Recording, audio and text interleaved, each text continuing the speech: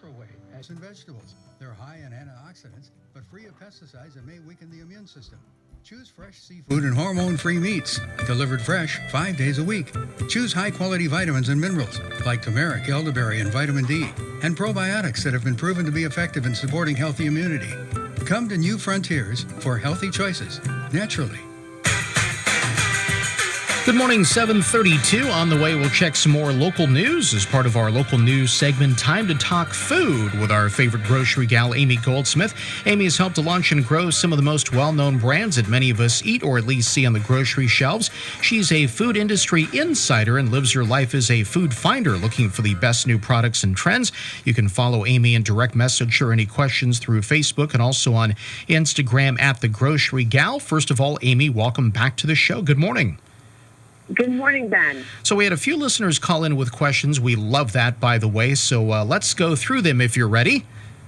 I am. Let's do it. All right. So the first one here is this listener wanted to know, what is grass-fed beef? I see this in the store, and I've been kind of wondering the same thing. So what is it exactly? Well, great question. So grass-fed beef is really a marketing label describing how the cow is fed. And there's that suggestion with it that, grass-fed beef is better for you or tastes better. But for the first 7 months of life, as most of you Santa Marians in the cattle world know, all cattle are grass-fed cows. They graze on grass, and they drink their mother's milk and spend a lot of time in the pasture. It's only when they're transferred from the pasture to the feedlot that they're fed a diet that's really higher in grain. And that typically lasts for about 6 to 8 months of their lives. So often the label that says grass-fed beef is actually a combination of grass-fed and grain. Okay. So is there such thing as 100% grass-fed beef? Right. So if you want to buy grass-fed beef from cattle that have spent their entire lives eating only grass, make sure the package says that you're getting 100% grass-fed beef, 100% grass-fed beef, or sometimes it's called grass-finished beef. 100% grass-fed cattle or grass-finished beef must have access to pasture their entire lives and be only as pasture and forage fed, zero grain. But as you know, with conventional products, there's no restrictions on sometimes pesticides use on the farm or sometimes antibiotic use. So beef labeled organic may come from cattle that were also grain-fed. So if you want truly organic, 100% grass-fed meat, you need to look for packaging with those two labels on it, organic and 100% grass-fed beef. All right. Sounds like you're telling me to read the labels. Read the labels. That's right. So is grass-fed beef healthier, Amy? So when it comes to nutrition, grass-fed beef is slightly higher in key nutrients such as antioxidants and vitamins, and it might have twice as many omega-3 fatty acids as regular beef. But as far as flavor goes, this beef is leaner, and so it has a slightly gamey taste. Some people actually prefer the taste of grass-fed steak because it's leaner and chewier versus traditional beef that tends to be sweeter, richer, and fattier. We're speaking to grocery gal Amy Goldsmith. The time's 7:35 here on KUHL. So if you want 100% grass-fed and organic, look for those two labels, I guess is what you're telling us. Exactly. All right. Exactly. So our next question here, this is kind of fitting being that Halloween is quickly approaching here, but which state grows the most pumpkins? I think I have an idea, but we're going to hear from you. Okay, great. So there are actually 4 different species of pumpkins. So one thing that they all have in common is the need to grow without humidity. Pumpkins mature on the ground for so long. So moisture, from a humid environment, will make them rot and get diseases. So you want a humidity-free environment. So the number one state for pumpkin growing is, any ideas, Ben? Well, it's kind of funny. I did a story a couple of days ago about the Half Moon Bay weigh-in, when they do the pumpkin contest. So I was thinking it was California. Am I right? No, you are not right. I had to look this up, and I actually thought it was going to be somewhere in New England, to be honest. I don't know. It just seemed like fall, and, Oh, yeah. But actually, it's Illinois.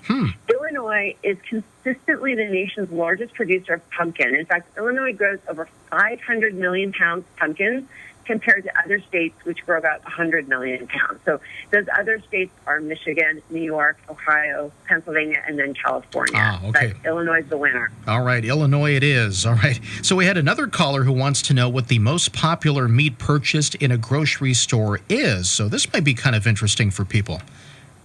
Yeah, it is interesting. And so let's look at the world versus the United States first. In the world, pork is actually the most widely eaten meat in the world, then followed by poultry, beef, and goats or sheep meat. And in the United States, poultry, which includes chickens, turkeys, and ducks, is the most consumed meat. It's poultry. And on average, each American, in like 2017, each American ate over 100 pounds of just chicken. So chicken has become the most popular meat in the United States, toppling beef, which was the favorite for a really long time. Yeah. So not surprising results. I mean, considering that chicken is maybe usually cheaper, the cheaper meat item, and sometimes people will buy maybe like, drumsticks, and you can actually, cook those and then maybe freeze them and use them for several meals. Right, and chicken's also healthier. And as more people try and eat healthier and are worried about the environment, more people are opting for chicken over red meat, right? And from there, there's an increase in plant protein foods and staying away from animals altogether.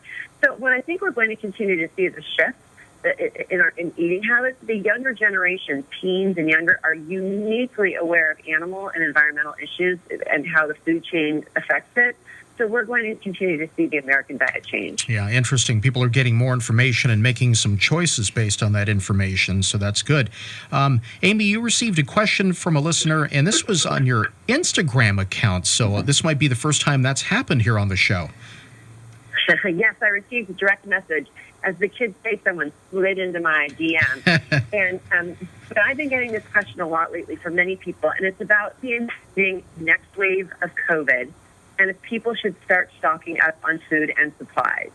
And I actually received a poll yesterday from one of my trade publications, and the recent poll says that 52% of Americans are actually stockpiling this fall.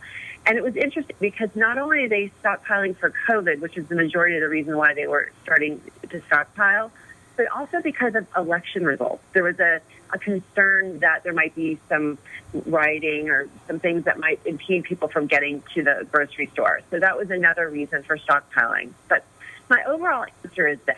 We've all learned a lot since March, and the food industry is no different. We in the industry have learned a ton about distribution during COVID, cleanliness of stores and safety of employees and customers, and delivery services have changed. So as an industry, we are better prepared.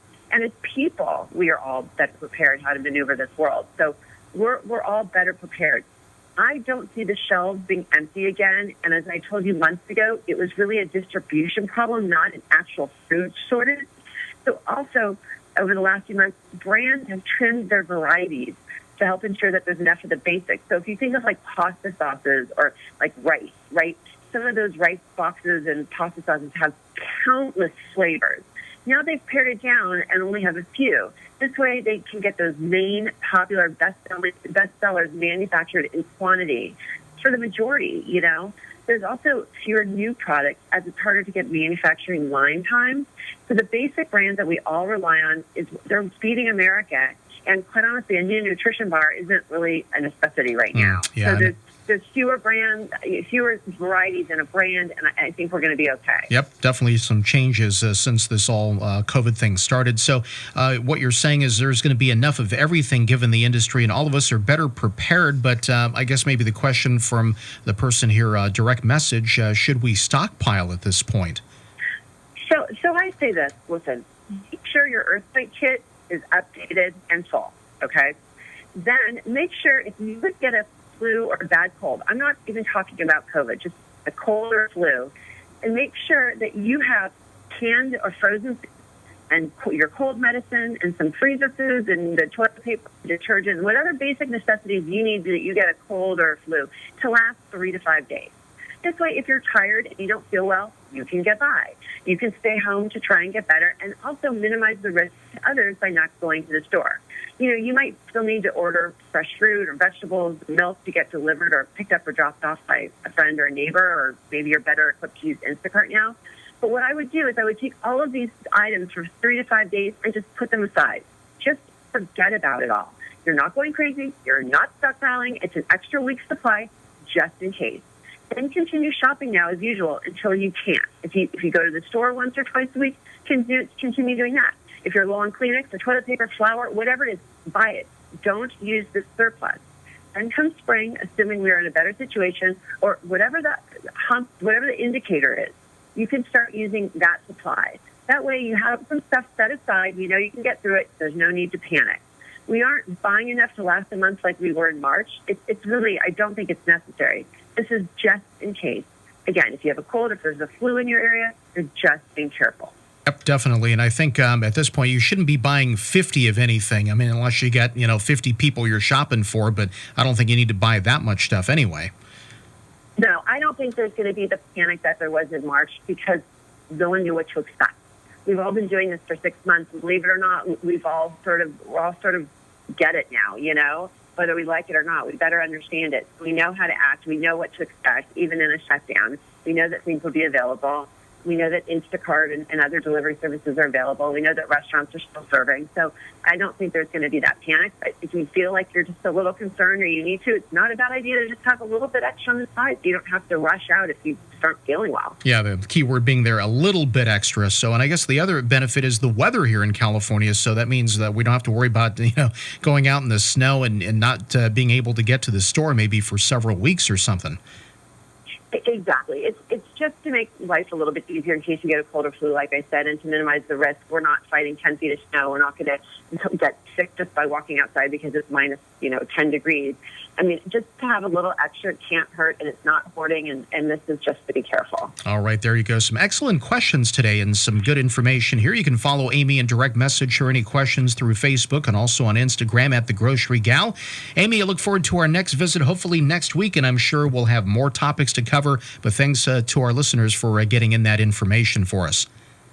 Absolutely. Thank you so much. Keep them coming. All right. 744. Don't forget birthdays and anniversary wishes. 928-1440 is my number. A reminder to check out California Tacos and Tap Room in Solvang. Check out the new Cali Tacos Rewards app for mobile ordering and delivery. They also have an outdoor patio for your dining pleasure. It's not a tortilla if it's not homemade. California Tacos and Tap Room in Solvang.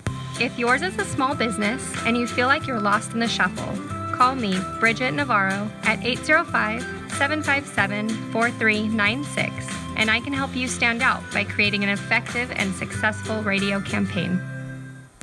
Wouldn't it be great if you could get auto, home, business, farm, life, and retirement insurance all from one agency? Well, that's where home